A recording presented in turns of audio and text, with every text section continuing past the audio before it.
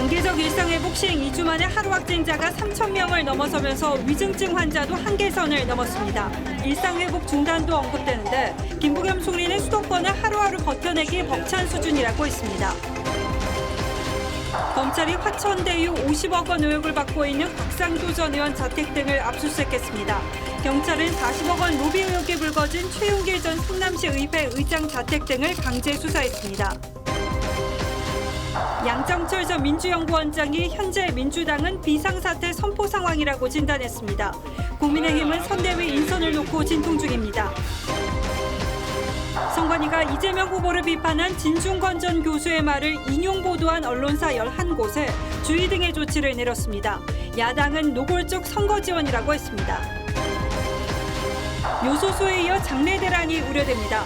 중국에서 수입되는 관제조용 목재는 한 달치 정도 남았고 수위도 비슷한 상황입니다. 공항은 활기를 되찾고 있지만 공항 버스는 90%가 멈춤 상태입니다. 우리가 개발한 중거리 미사일 천공이 아랍에미리트에 수출될 것으로 보입니다. 4조 원 규모로 국내 방산 수출 사상 최대입니다.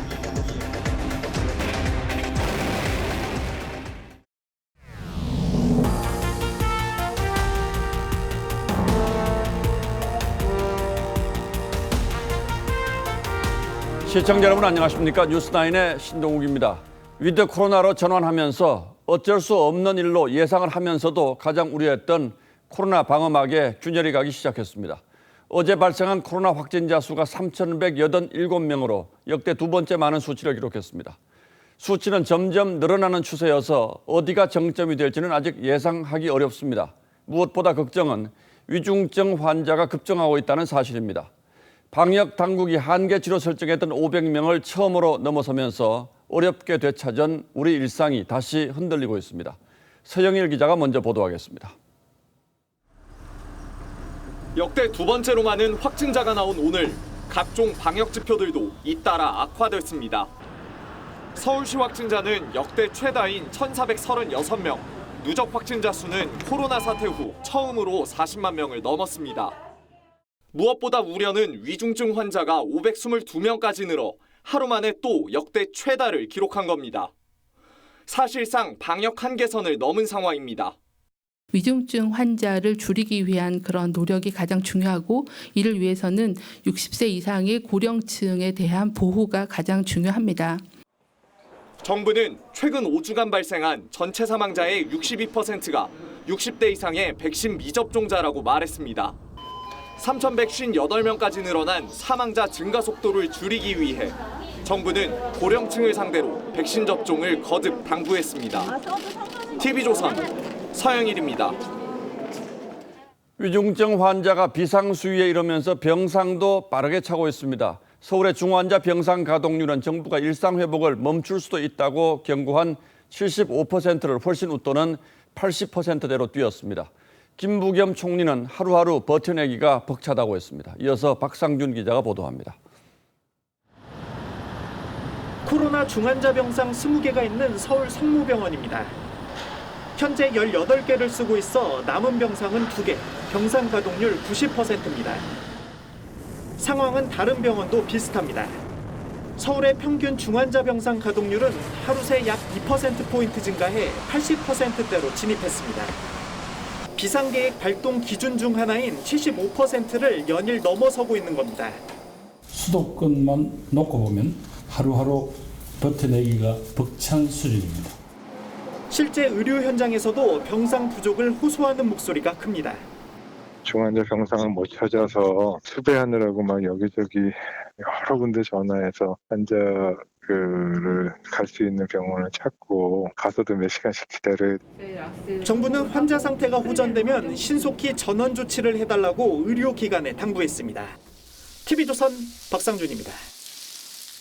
정부는 이에 따라 50세 이상 백신 추가 접종 시기를 1, 2개월씩 앞당기기로 했습니다. 그러면서 30세 미만 젊은 층에겐 모더나 대신 화이자 접종을 권고했고 아스트라제네카 백신은 올해 안에 접종을 종료하겠다고 밝혔습니다. 어떤 이유에서인지 윤설기 기자가 설명하겠습니다. 정부는 60세 이상 고령층과 요양병원 입소자 등은 접종 완료 4개월, 50대와 군인, 경찰, 소방 인력 등은 5개월 후부터 추가 접종을 실시하기로 했습니다. 당초 계획의 2배가 넘는 1,378만 명의 추가 접종을 올해 안에 마친다는 계획입니다. 정부는 30세 미만에 대해 모더나 대신 화이자 접종을 권고했습니다. 북유럽 일부 국가에서 화이자 백신보다 모더나 백신 접종 후 심근염, 심낭염 발생이 상대적으로 더 높다는 보고로 인해 국내에선 이 같은 현상이 없었지만 안전을 위한 선제적 조치라고 했습니다. 이에 따라 1차에 모더나를 맞았더라도 2차는 화이자 접종을 권고한다고 했습니다. 30세 미만의 모더나는 1, 2차 통틀어 총 287만 회가 접종됐습니다. 정부는 또 아스트라제네카의 경우 백신 수급 상황을 고려해 올해 내 접종을 단계적으로 종료하겠다고 했습니다. TV조선 윤슬기입니다. 예, 앞서 보셨듯이 위중증 환자 증가와 중환자 병상이 차는 속도가 심상치 않습니다. 하지만 밖에 나가보면 아시겠지만 방역 긴장감이 전과 비교할 수 없을 정도로 느슨해진 것도 사실이죠. 정부는 그러나 일상 회복을 중단할 단계는 아니라면서 새 위험도 지표를 내놨는데 실효성이 있는 지표인지 지금부터 따져보겠습니다. 자, 최원희 기자, 정부가 새로 발표한 위험도 지표라는 게 어떤 겁니까? 네, 정부는 매주 위험도를 발표해서 일상 회복을 이어갈지 판단하기로 했는데요. 예. 의료 방역, 코로나 발생, 백신 접종 등 3가지 영역에서 17개 지표를 살핀 뒤에 위험 수준을 매우 낮음에서 매우 높음까지 5단계로 평가합니다. 17개 중 중환자실 병상 가동률, 그리고 의료 대응 역량 대비 발생 비율 등 5개가 핵심 지표고요. 이 밖에 지난 4주를 보는 단계 평가를 하고요. 또 중환자실 병상 가동률 75% 이상, 주간 위험도 평가가 매우 높음 등 위험 상황 4가지에 해당되면 즉시 긴급 평가를 하겠다고도 했습니다. 평가 기준이 너무 복잡해져서 정부가 어떤 지표를 내놓더라도 저희 같은 일반인이 이해하기는 쉽지가 않겠군요. 네, 그렇습니다. 지난달 29일 일상회복 발표 당시 정부가 내세운 기준은 중환자실 병상 가동률 뿐이었습니다. 그런데 예상보다 중환자 수가 빠르게 늘자 서둘러 새 기준을 내놓은 건데요. 시작한 지 2주밖에 안 된 일상회복을 멈추기는 어렵다 보니 비상계획 가동 기준을 좀 더 까다롭게 바꿨다고 볼 수도 있습니다. 예, 어쨌든 좋습니다. 이 지표에 따르면 지금은 어떤 상태로 볼 수 있습니까? 지난주 기준으로 발표가 됐는데요. 전국은 낮음, 수도권은 중간이라고 평가됐습니다. 이번 주를 보면요. 어제 기준으로 중환자 병상 가동률이 수도권 76.7%, 특히 서울은 80.6%를 기록하면서 긴급평가 기준 하나를 충족했습니다. 예. 하지만 긴급평가 실시 기준은 전국 단위 지표입니다. 전국적으로는 가동률이 62.5%라 해당이 안 되는 거죠. 방역당국이 수도권 중환자도 비수도권으로 이동해서 치료를 받을 수 있다고 보고 있기 때문인데 일부 전문가들은 회의적입니다.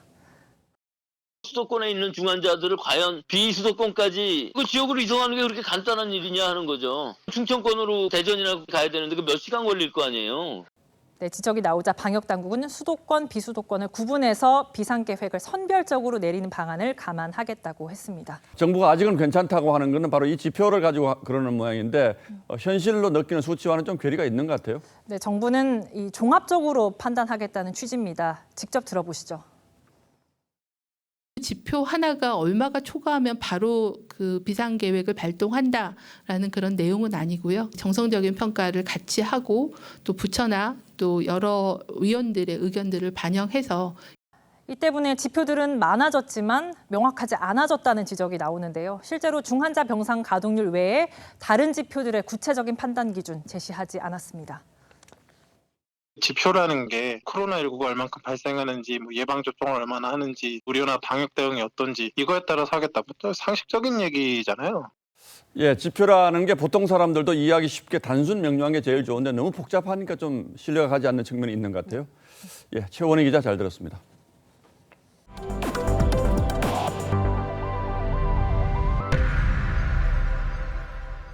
다음 뉴스입니다. 대장동 개발 특혜 의혹을 수사 중인 검찰과 경찰이 오늘 전방위 압수수색에 나섰습니다.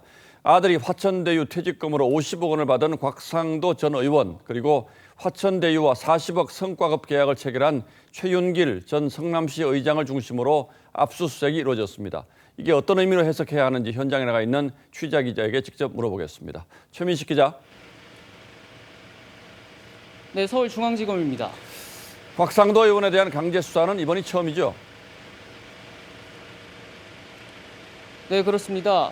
그동안 구속된 김만배 씨 등을 조사해온 검찰이 곽 전 의원의 알선 수재 혐의 등과 관련한 추가적인 증거와 진술을 확보한 게 아니냐는 분석이 나옵니다. 오늘 압수수색 대상엔 곽 전 의원의 집과 사무실, 그리고 하나은행 본점에 있는 부동산 프로젝트 파이낸싱 관련 부서 등입니다. 검찰은 곽 전 의원이 대장동 사업과 관련해 화천대유가 포함된 하나은행 컨소시엄이 무산될 위기를 막는 데 영향력을 행사하고 그 대가로 아들을 통해 50억 원을 받은 것으로 의심하고 있습니다. 경찰은 최은길 전 성남시 의장의 집과 화천대유 사무실을 압수수색했습니다.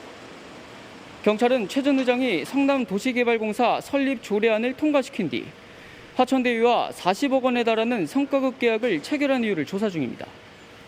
예, 그런데 그동안 수사에 소극적이라는 지적을 받아오던 검경이 왜 지금 동시에 압수수색에 나섰는지 배경도 사실 좀 궁금합니다. 네, 우선 시간 때문인 것으로 보입니다. 지금 구속돼 있는 남욱 변호사 김만배 씨의 구속 만료 기한은 오는 22일까지로 닷새가 남았습니다. 이 안에 이들을 기소하지 못하면 검찰은 이들을 풀어줘야만 합니다. 법조 일각에선 검찰이 이들의 배임 혐의 추가 입증이 어려워지자 정관계 로비 의혹으로 수사 범위를 넓히는 게 아니냐는 분석도 나옵니다. 검찰은 압수물을 분석해 박영수 전 특검과 권순일 전 대법관 등 50억 클럽으로 거론되는 유력 인사들도 잇따라 조사할 것으로 보입니다. 법조계에선 검찰이 김만배 씨를 뇌물공여 혐의로 추가 기소할 거란 전망도 나옵니다. 서울중앙지검에서 TV조선 최민식입니다. 예, 이런 가운데 경찰은 유동규 전 성남도시개발공사 본부장의 휴대폰에 대한 자료 수집, 즉 포렌식 작업을 모두 마쳤습니다. 경찰은 이 휴대폰의 텔레그램 대화도 복구했는데 유 전 본부장이 이재명 민주당 대선 후보의 측근인 정진상 전 실장 외에 어떤 인사들과 접촉했는지가 수사 진전의 관건이 될 것으로 보입니다. 이어서 차순우 기자가 보도합니다. 9월 29일 검찰 압수수색 당시 유동규 전 성남도시개발공사 기획본부장이 창밖으로 던진 휴대폰. 경찰이 며칠 뒤 이를 확보해 포렌식을 벌여왔는데 40여일 만에 분석을 마무리했습니다. 보안성이 높은 아이폰 기종이었지만 유 전 본부장 측이 휴대전화 잠금을 푸는 데 협조해 분석이 가능했습니다. 유 전 본부장 측은 모든 절차에 협조했다고 비밀번호 제공 사실을 인정했습니다. 유 전 본부장의 구속적 부심이 기각된 지난달 19일 잠금 해제 비밀번호를 알려준 데 이어 최근 텔레그램 비밀번호도 제공한 겁니다. 유 전 본부장 휴대전화 분석 내용에 따라 수사 변곡점이 될 가능성도 있습니다. 검찰 압수수색 당일 유 전 본부장이 이재명 후보 측근인 정진상 전 성남시 정책실장과 통화한 사실도 이미 확인됐는데 검찰 소환을 앞두고 누구와 통화하고 어떤 말을 주고받았는지도 드러날 것으로 보입니다. 한 사람 더 있습니다. 둘 다 복심입니다.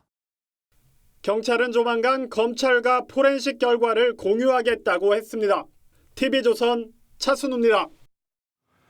윤석열 후보의 부인 김건희 씨가 연루됐다는 의혹이 제기된 도이치모터스 주가 조작 사건과 관련해서 권오수 회장이 구속됐습니다. 이로써 이른바 선수로 불리는 관련자 4명까지 포함해 모두 5명이 구속됐습니다. 검찰은 권 회장에 대한 조사가 끝나는 대로 김건희 씨를 소환해 직접 조사에 나설 것으로 알려졌습니다. 하지만 야당 대선 후보의 부인을 직접 수사하는 문제여서 정치적 공방을 피해가기는 어려운 상황입니다. 권영석 기자가 취재했습니다. 서울중앙지법은 어젯밤 도이치모터스 권오수 회장에 대해 구속영장을 발부했습니다.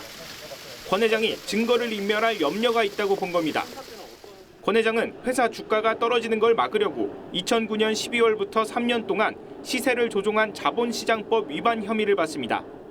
실제로 2009년 1월 9,000원이던 도이치모터스 주가는 2009년 말 1,800원대까지 떨어졌다가 1년여 만에 다시 8,300원까지 반등했습니다. 주가 조작 혐의 인정하십니까? 권 회장은 주가 조작의 선수라고 불리는 전문가들과 공모한 것으로 의심받는데 이들 가운데 4명은 이미 구속됐습니다. 검찰은 권 회장 조사를 마치면 국민의힘 윤석열 후보의 부인 김건희 씨를 상대로도 수사에 나설 것으로 전망됩니다. 김 씨는 구속된 이모 씨에게 증권 계좌와 돈을 맡겨 주가 조작에 관여했다는 의혹을 받습니다. 검찰은 이르면 다음 주 김 씨를 소환 조사하는 방안을 검토 중인 것으로 전해졌습니다. TV조선 권영석입니다. 이재명 후보 변호사비 대납 의혹 수사에도 속도가 붙고 있습니다. 검찰이 그제와 어제 이틀 동안 서울지방변호사회와 법조윤리협의회 등을 잇따라 압수수색했는데 변호사비를 대납했다는 의심을 받고 있는 S사에도 자료 제출을 요구한 것으로 알려졌습니다. 자세한 내용은 백연상 기자가 전하겠습니다. 서울 서초동에 법조윤리협의회 사무실 문이 굳게 닫혀 있습니다. 수원지검은 15일 이재명 후보의 변호사비 대납 의혹과 관련해 이곳을 압수수색했습니다. 법조윤리협의회는 일정 규모 이상 로펌과 변호사로부터 사건 수임 내역 등을 제출받습니다.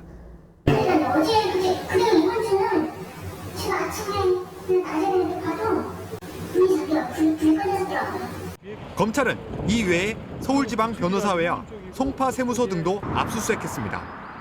이 후보가 자신의 재판을 위해 선임한 변호사들의 수임 내역 관련 자료를 확보하려 한 것으로 보입니다.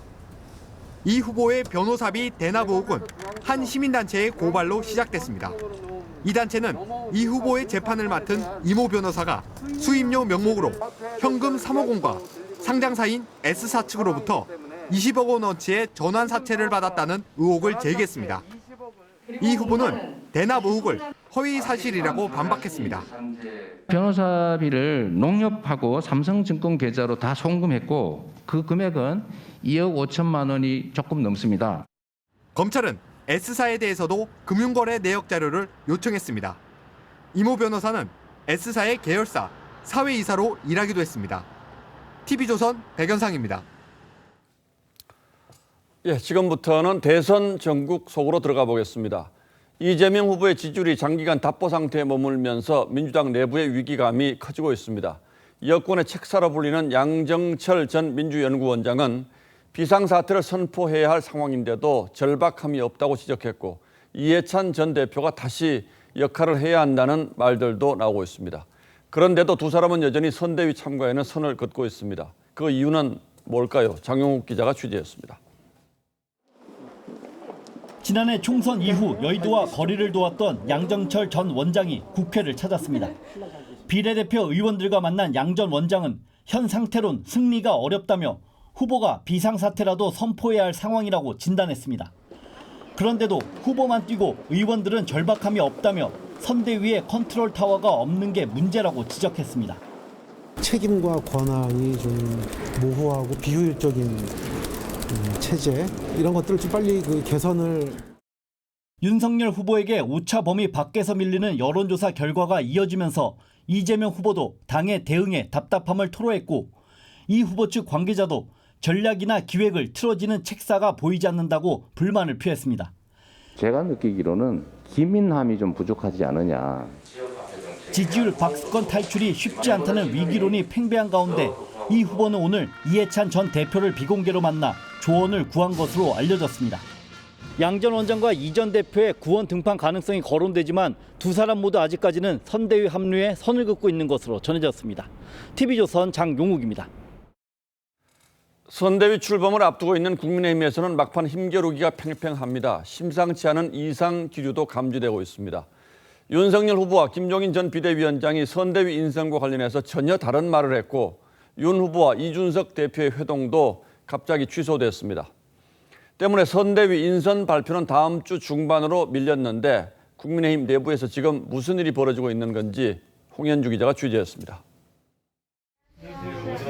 김종인 전 비대위원장은 취재진에게 오늘 윤석열 후보와 만나지 않았다고 했습니다.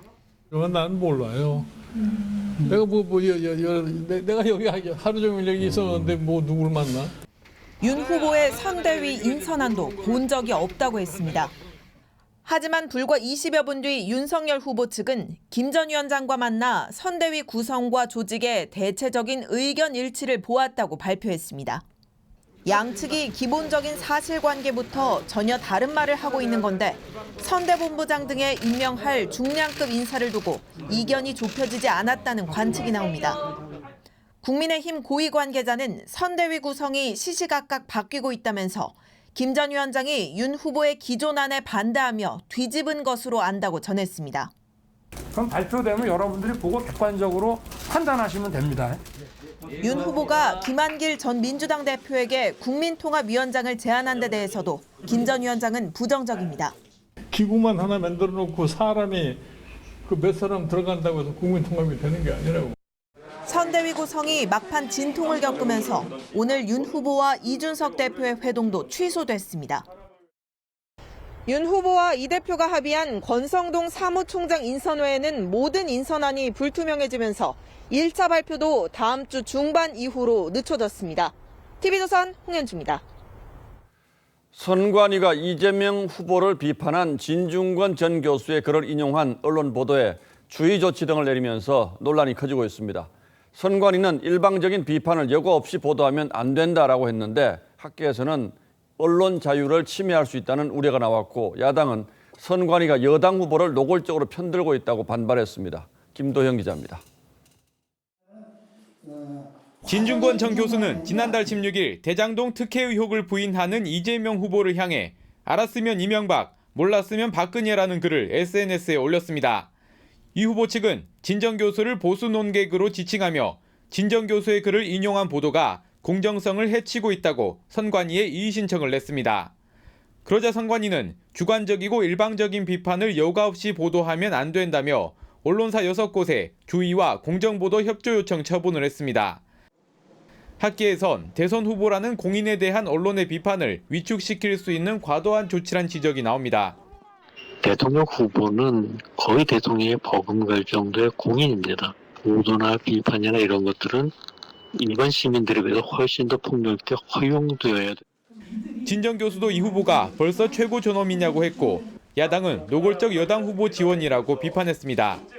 선관위는 이 후보를 도와야 한다고 지지 발언을 한 김어준 씨 유튜브에 대해서는 주의 아래 단계인 공정보도 협조 요청을 했습니다. 민주당은 이 후보 관련 보도 5건에 대해 추가로 이의 신청을 냈습니다. 민주당에서 들어온 상태거든요. 대장동 의혹하고 조폭 관련된. TV조선 김도영입니다. 요소수에 이어서 장내 대란이 우려됩니다. 중국에서 수입되는 관 제조용 목재는 한 달치 정도 남았고 수위도 비슷한 상황입니다. 우리 생활 전반의 중국 의존도를 다시금 절감하게 됩니다. 장혁수 기자가 보도합니다. 장례용품을 제작하는 이배연 씨. 지난 9월부터 중국에서 오동나무 합판이 수입되지 않아 공장을 멈춰야 할 위기에 처했습니다. 여태까지 이런 파동은 한 번도 없었어요. 저도 한 달 정도치밖에 안 남았는데 전 걱정이 커요. 삼배 수의를 제작할 때 쓰이는 실도 중국의 강사성에서 물건이 오거든요. 거기서 그냥 통제시켜버린 거야. 기약이 없대요. 택배 포장에 쓰이는 골판지 상자의 원료도 중국으로부터 수입이 끊겼습니다. 분사 가성소다 포리졸 부분이 재고가 1개월 내지 한 2개월 정도밖에 안 돼요. 중국발 원자재 공급난이 곳곳에서 벌어지면서 국내 산업에 충격을 주고 있는 겁니다. 문제는 한국가에 대한 수입 의존도가 80% 넘는 품목이 전체 수입품의 3분의 1 정도고 그중 절반가량이 중국이란 점입니다. 미국, 중국 이런 나라들은 이 공급망이라고 하는 거를 아주 소상하게 좀 파악을 하고 있거든요. 수입도 다변을 하려고 그런다면 공급이 어떻게 이루어지는지부터 파악부터. 전문가들은 해외 의존도를 낮추는 노력과 함께 정부가 요소수 사태 같은 위험 신호를 파악해 신속하게 대처하는 게 중요하다고 지적합니다. TV조선 장혁수입니다. 공항은 활기를 되찾고 있지만 공항 버스는 90%가 멈춤 상태입니다. 이렇다 보니까 배차 간격도 길어져서 이용 만족도를 떨어뜨리는데 입출국 관광객 수가 많은 중국과 일본 하늘길이 열리면 나아질까요? 송민성 기자가 현장을 가봤습니다. 서울에서 인천공항을 오가던 공항버스 수십 대가 차고지에 서 있습니다. 창문엔 먼지가 수북하고 버스 옆 광고판엔 지난해 5월 공연 포스터가 붙어 있습니다. 코로나19로 공항 이용객이 급감하면서 공항버스들이 1년 7개월째 주차장에 서 있는 겁니다. 거의 다 저희 휴직에 들어가신 상태거든요. 기사님들 아예 못 나오고 많이 못 나오고. 네. 코로나19 이전 인천공항을 운행하던 공항버스는 43개 노선, 460대에 달했지만 지금은 4개 노선, 10대뿐입니다. 90% 이상 운행이 중단되면서 이용객은 불편을 호소합니다. 지금 막 제 뒤로 공항버스 한 대가 출발했는데요. 다음 버스를 한번 기다려보겠습니다. 약 80분 만에 다음 버스가 도착했는데요. 이는 코로나19 이전보다 8배 이상 더 긴 배차 간격입니다. 솔직히 좀 짜증났죠. 단계적 일상 회복으로 여행객이 늘었다지만 여전히 공항버스 이용객은 2년 전의 20분의 1 수준.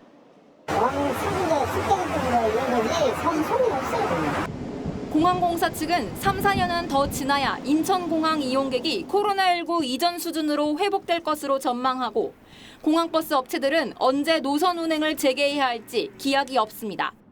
TV조선 송민선입니다.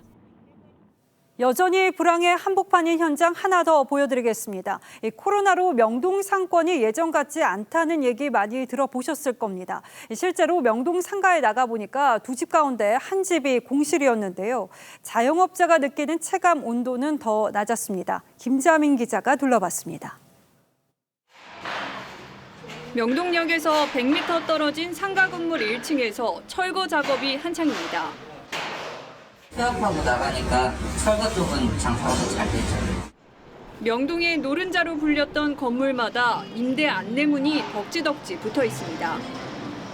이 상가 건물은 전체 공실 상태로 전층 임대 안내가 붙어 있는데 바로 옆 건물과 그 건물 건너편 역시 1층 상가는 모두 비어 있습니다. 외국 사람들이 와야 자기네들이 수입이 벌어지는데 안 들어오니까 다들 다 접고 포기하고. 올해 3분기 서울 도심의 중대형 상가 공실률은 명동이 47.2%로 가장 높았고 광화문과 논현역, 홍대 합정이 뒤를 이었습니다. 거두는 게 없어져 버리니까 내 일당은커녕 정말로 차비 벌고 할 때가 많아요. 상가 공실률은 자영업자들의 실업률과도 무관치 않습니다.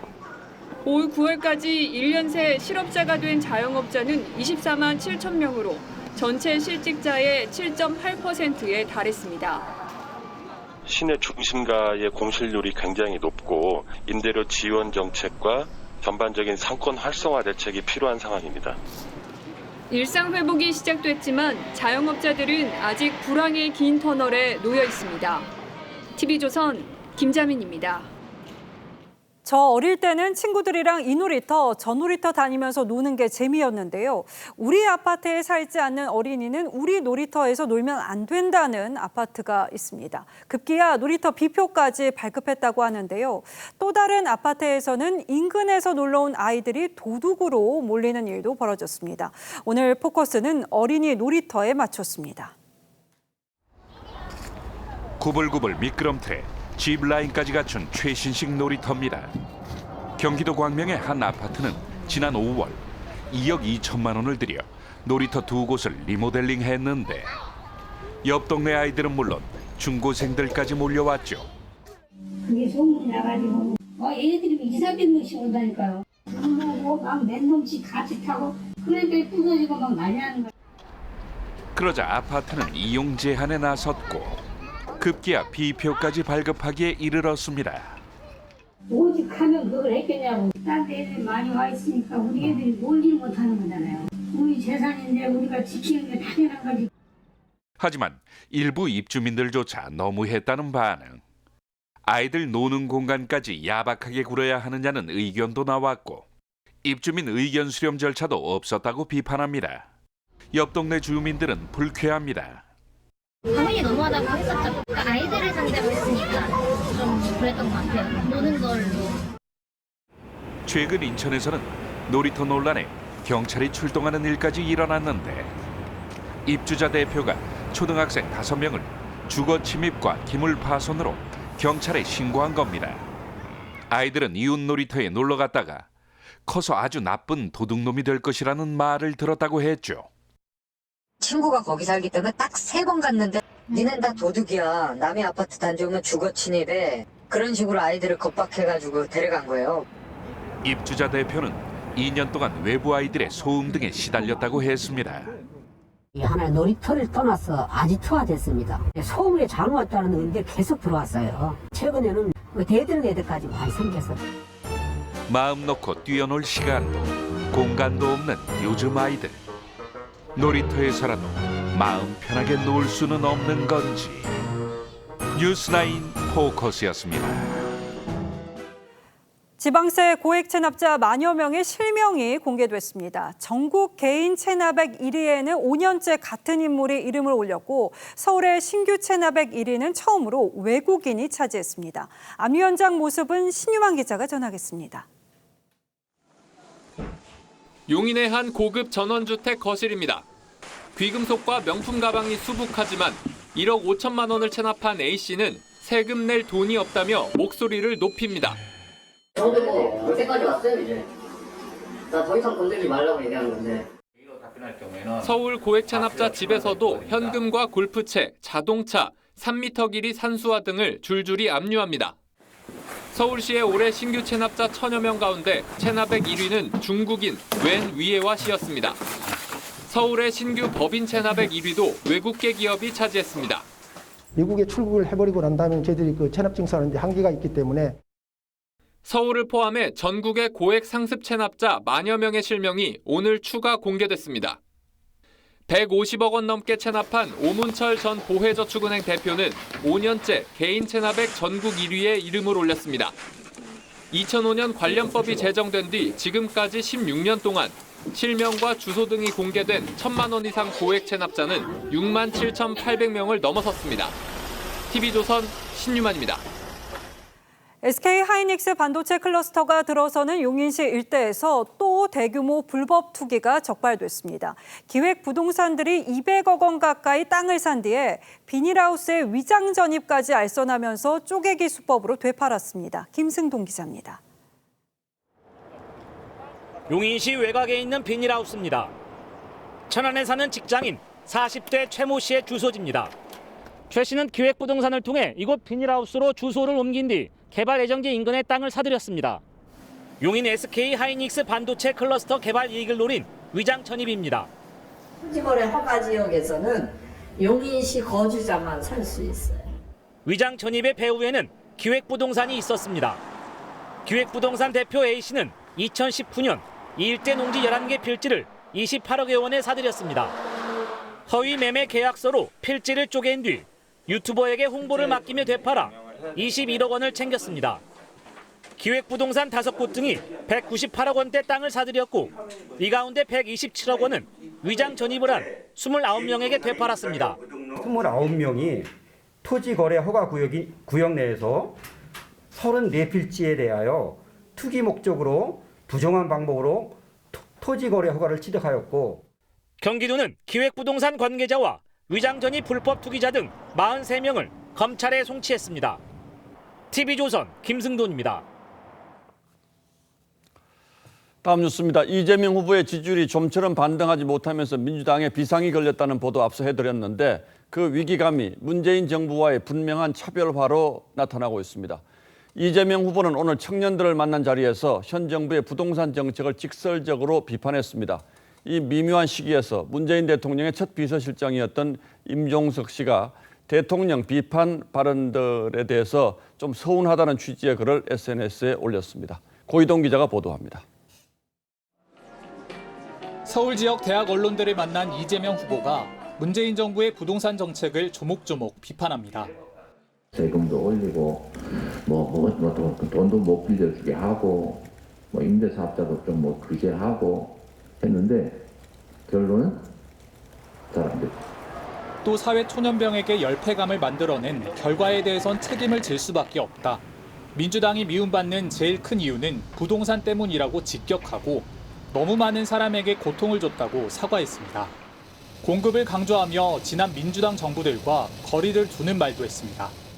이상하게 진보 정권들은 집값을 잡겠다고 정책을 발표하면 그때부터 다 올라가요.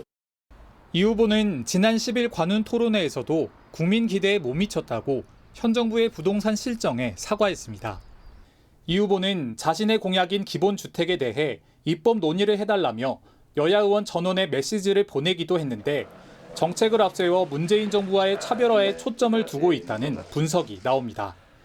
이런 가운데 임종석 전 비서실장은 마지막까지 애쓰는 대통령에게 수고한다, 고맙다 해줄 수는 없는 것이냐며 서로를 존중하는 의리 같은 것이 있으면 좋겠다는 글을 올렸습니다. TV조선 고이동입니다. 윤석열 후보는 연내 미국 방문을 추진 중인 것으로 저희 취재 결과 확인됐습니다. 해리스 미 부통령과의 만남도 조율 중이라는데 대선 전 미국 방문을 통해서 신뢰를 쌓으려는 구상으로 보입니다. 다만 연말에 연휴가 많은 미국 주요 인사들과 일정이 맞을지 여부가 방미 성사의 관건으로 보입니다. 구민성 기자의 단독 보도입니다. 윤석열 후보 측은 카멜라 해리스 부통령을 비롯한 고위급 인사를 만나는 데 초점을 두고 방미 일정을 추진 중입니다.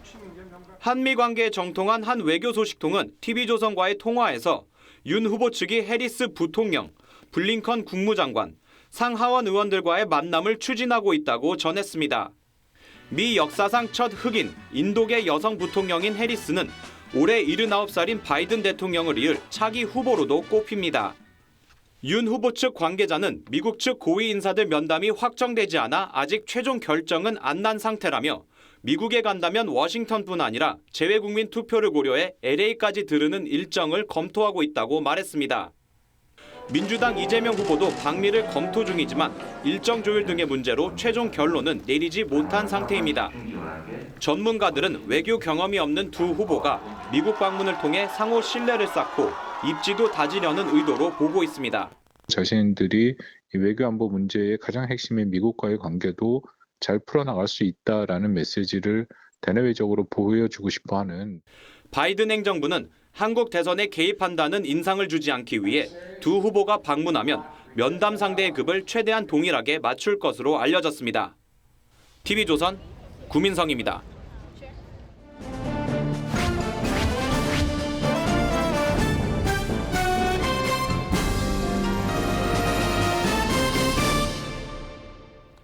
내일 수능 시험이 치러집니다. 수험생 여러분 모두 실력 발휘해서 좋은 결과 있으시길 바라면서 오늘은 학생과 학부모들의 관심이 클 대선 주자들의 교육 그리고 입시 공약을 자세히 살펴보겠습니다. 김보건 기자가 주요 주자들의 공약과 그 영향을 자세히 분석했습니다. 2년 전 조국 사태는 우리 사회에 공정성 회복이란 과제를 던졌고 부모 찬스는 없어야 한다는 공감대를 형성했습니다. 우리 대선 후보들 모두 교육 정책에 있어서 이 공정을 강조하는 이유기도 합니다. 이재명 후보는 2017년 당내 경선 때 입시제도 단순화와 정시 확대를 주장했는데 현재 최종 공약 마련을 위해 다양한 논의를 진행 중이라고 합니다. 교육 전문가들이 되게 옛날 사람들이다. 대대적인 교육 투자를 통해서 이 교육 시스템을 많이 바꿔야 됩니다. 이재명 후보의 교육정책 핵심 브레인인 전경원 경기도 교육정책 자문관은 저서에서 내신과 수능을 절대평가로 전환하고 장기적으로는 재학생은 학생부만으로 선발하는 안을 제시한 바 있습니다.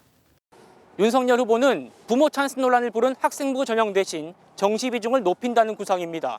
수백만 원에 달하는 입시 코디나 학종 컨설팅, 스펙 품앗이 등을 차단해 공정한 경쟁을 보장한다는 겁니다.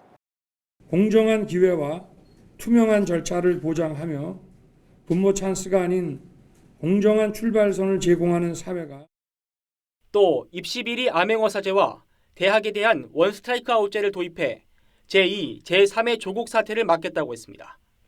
공교육 실험과 맞물려 정권에 따라 입시 정책이 바뀔 때마다 수험생은 혼란을 겪었습니다. 전문가들은 이번 대선 공약도 입시 공정성에 초점이 맞춰져 국가 미래를 위한 인재 양성 정책은 비교적 부족하다고 지적합니다.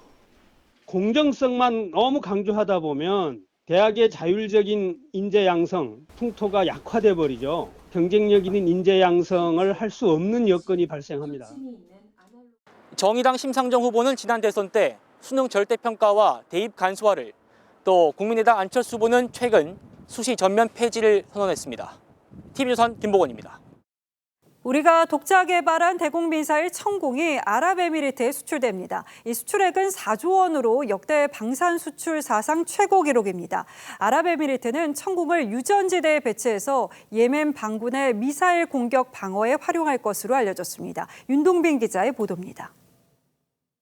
발사, 유도탄 1호. 8천억 원을 들여 독자 개발한 천공을 음속 4배 이상의 속도로 날아가 고도 15km, 반경 40km 이내의 적 전투기와 미사일을 요격할 수 있습니다. 아랍에미리트 국방부는 오늘 천공을 구매할 계획이며 계약 규모는 $35억 달러라고 밝혔습니다.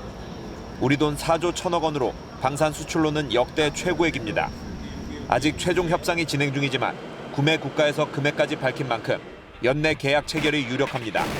아랍에미리트는 천군과 이스라엘제 발항 미사일을 저울질하다 최종적으로 한국의 손을 들어줬습니다. 아랍에미리트는 사우디와 함께 예멘 내전에 개입했다가 예멘 반군의 미사일 공격 위험에 노출돼 있습니다.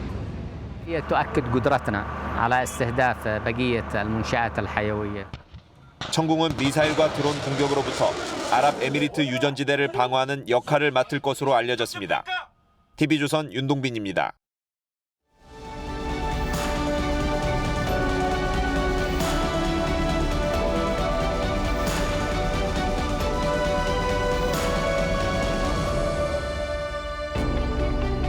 이 방패연에는 기본적으로 살대 5개가 들어갑니다. 그 가운데 하나만 빠져도 연이 허술하고 잘 뜨질 않죠. 그런데 옛날 어느 연날리기 대회에 강화도 사람이 가운데 허리살이 없는 연을 들고 나왔습니다. 다들 손가락질하며 비웃었지만 살이 넷밖에 안 되는 넉살 연은 높이 솟아 자유자재로 날며 장원을 따냈습니다. 사람들은 강화연 넉살 좋다고 감탄했고 거기서 넉살 좋다는 말이 나왔다고 전해옵니다. 잘 치된 반죽은 차지고 윤기가 납니다. 그래서 반죽이 좋다고 하면 넉살이 좋다처럼 유들유들 뻔뻔하다는 뜻입니다. 반죽이 몸 조화에 따라 번죽으로 바뀐 언죽, 번죽 역시 비위 좋고 끈질기다는 얘기죠. 넉살 좋은 사람들 특기가 세상 사람들이 뭐라고 하든 끈질기게 조르고 닥달하는 겁니다. 베니스의 상인같이 독한 빚쟁이, 채귀처럼 말이죠. 전국민 재난지원금 추가 지급에 반대해온 기획재정부를 겨냥해 민주당이 국정조사까지 벼르고 나섰습니다. 기재부가 올해 더 거칠 세금 액수를 의도적으로 축소했다며 집권당 초유의 정부 부처 국정조사 카드까지 꺼내든 겁니다. 초과 세수는 이재명 후보가 재난지원금에 쓰자고 하면서 당정 갈등의 진원지로 떠올랐습니다. 곧바로 민주당은 일부 세금 징수를 내년으로 미뤄 그 돈으로 새해에 지급하겠다는 이른바 예산 분식 편법을 들고 나왔습니다. 하지만 홍남기 부총리는 납세 유예가 국세징수법에 어긋난다고 버텼습니다. 이 후보는 지역 화폐 예산과 관련해 홍 부총리를 향해 따뜻한 방안에서 정책을 세우고 있다며 비판했고 뒤이어 민주당이 국정조사를 거론하기에 이른 겁니다. 홍 부총리는 이미 그동안 재난지원금 문제로 여러 차례 수모를 당했습니다. 여당이 나라 곳간 열세를 요구할 때마다 잠깐 거절하는 신용을 하다가 결국은 내주고 말았기 때문이죠. 대선을 앞둔 정권 말이라는 미묘한 시점도 홍 부총리의 운신의 폭을 좁히고 있습니다. 만약 정권이 바뀌어서 불법 여부를 따진다면 공무원들이 다시 한번 여기저기 불려다닐 수밖에 없을 테니까요. 때문에 여든 야든 대선을 코앞에 두고 전 국민에게 현금 뿌리자는 주장은 자제하는 것이 옳습니다. 과장된 몸짓과 표정으로 치고받는 슬랩스틱 코미디를 요즘 말로 몸개그라고 하죠. 그런데 따라서 웃다 보면 웃음이 쓴웃음이 되고 이었고 부조리한 현실에 마음이 우울해지고 맙니다. 코미디는 코미디인데 이런 걸 또 블랙 코미디라고 하죠. 이걸 모를 리 없는 여당의 넉살도 참 대단합니다만 울상지으며 버티려 안간힘 쓰는 공무원들의 표정을 보고 있노라면 마치 한편의 블랙 코미디가 생각납니다. 11월 17일 앵커의 시선은 웃어야 합니까? 울어야 합니까? 였습니다.